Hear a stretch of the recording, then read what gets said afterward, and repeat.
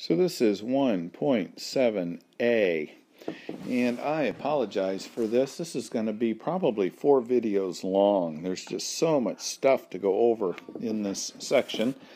But the name of this lesson is called Symmetry and Transformations. And so we're going to look at symmetry first. So let's drag a graph up here and start looking here, and we're going to look at this one right here first of all. This is the graph x equals y squared. So for whatever number we put in here for x is going to be this number squared. So if this number were, if y were 2 and we square it, x would be 4, and that's where we get the point 42. So this is the graph, and one of the things that you'll notice here is the x values are the same for these 2 points, and the y values are the opposites. And whenever that happens, whenever x is the same, the y value numbers are the same, but the signs are opposite, then these are reflections, or is a reflection across the x-axis. Okay, so that means that this graph is said to be symmetrical with respect to the x-axis because it reflects across the x-axis. So if we were to fold this piece of paper along this x-axis, this part of the graph and this part of the graph would lie on top of each other. Okay, so here's another graph. This is figure 2, bottom of page 147. So if you look at these 2 points, -3, 4 and 3, -4, where the y values are the same and the x values are the same value but they're opposite in sign, these are reflections across the y-axis. Okay, so if for any point xy on a graph, the point -xy is also on the graph, which it is, they're both on the graph, then the graph is said to be symmetric with respect to the y-axis. So this other one was symmetric with respect to the x-axis because the x, you had an x here and an x here, and a y, -y there. So when the y's are the same, only opposite, it's it's a reflection across the x-axis. When the x's are the same but only in opposite sign, then it reflects across the y-axis. So that pretty much gives you an idea of what's going on there. So if we had a graph, let me move this one over like this, and notice what we have here. We have 3, oops, wrong button.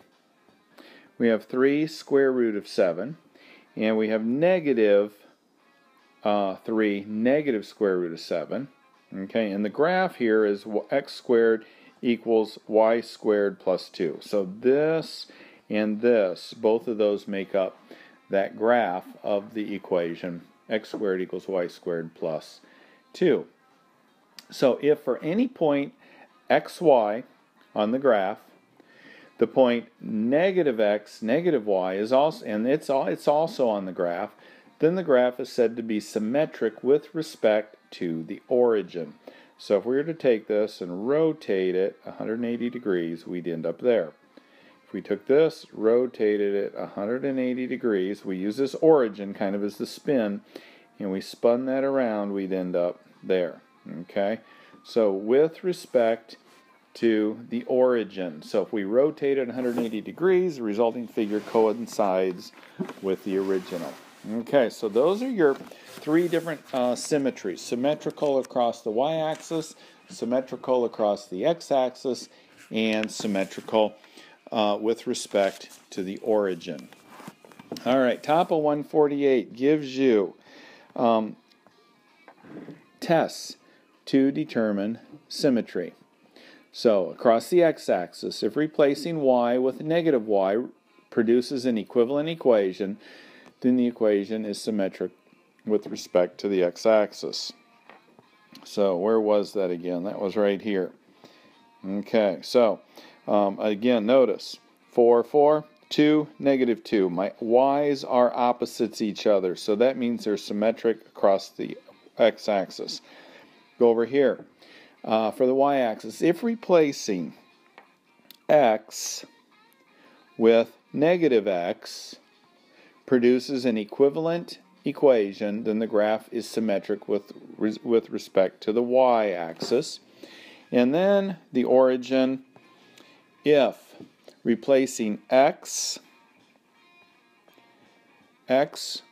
and y with negative x and negative y produces an equivalent equation, then the graph is symmetric with respect to the origin. All right, so example 1 says, test y equals x squared plus 2 for symmetry with respect to the x-axis, the y-axis, and the origin.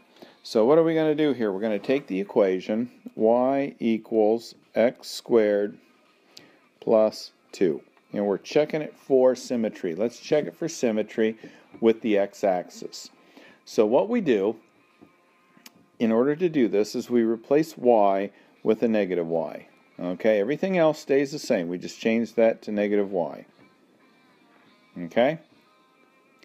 Then we get rid of the negative by multiplying both sides by negative 1.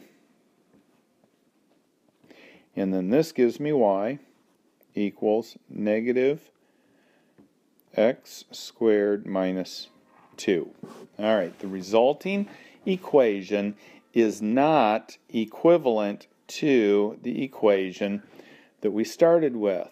So therefore the graph is not symmetric to the x-axis. So see what I did? Follow this rule to find out if it's symmetric with respect to the x-axis. Okay, it did not. If it was, if this equation ended up being this exact equation, then it would be symmetric with the y-axis. So let's look at with respect to the x-axis. We'll do that in pink here. So we're trying to get this equation. So what we're going to do is we're going to replace the x with a negative x.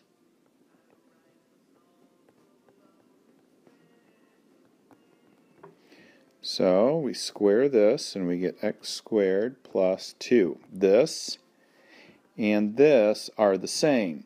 So it is symmetric with respect to the y-axis. Let's see if it's symmetric with respect to the origin. All right, so what we're going to do is we're going to replace both the, well, let's write the original equation down again. We're going to replace the y with a negative and the x with the negative. Okay? So instead of writing this, we're going to write negative y equals negative x, quantity squared, plus 2. All right? So we're going to simplify. Negative y equals, negative times negative is a positive. Now we're going to get rid of this negative here by multiplying this side by negative 1 and this side by negative 1, which actually just means you change the signs all the way across the board. Okay, negative x squared minus, whoops, it should be a minus 2, right? Okay, this is a multiply. All right, so it is not the same as that, so it is not symmetric with respect to the origin. Okay? So those are the rules. What I would do is I would look at the left-hand column on page 148 and write that down, because those are the rules to determine whether or not it's symmetric with respect to the x, y, and origin. So let's go to example number 2. And example number 2 gives me x squared plus y to the 4th equals 5. And they want to know if it's symmetric with respect to the x, y, and origin. Okay, let's go look at the x. With respect to the x-axis, we replace y with negative y.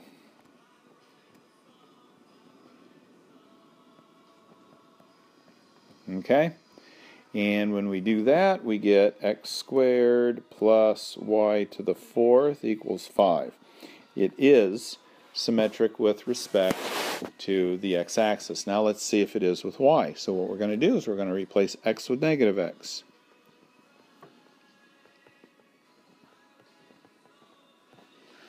And we've got x squared plus y to the fourth equals 5. It is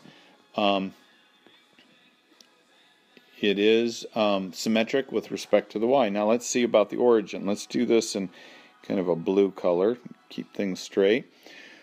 So here's our original, and we're going to replace both the x and y with a negative. So negative x squared plus, and we get, and that is also symmetric. And if you were to graph this, in order for all three of those to happen, this graph has got to be kind of like this, so that when it spins around 180 degrees, it works for the origin.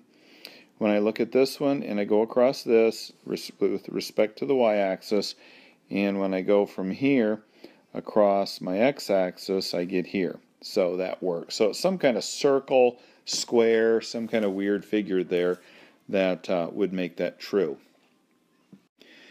All right, next part of this is even and odd functions, and I think that I am going to start a new video before I go into that. It's a little bit complicated, so we'll just do that.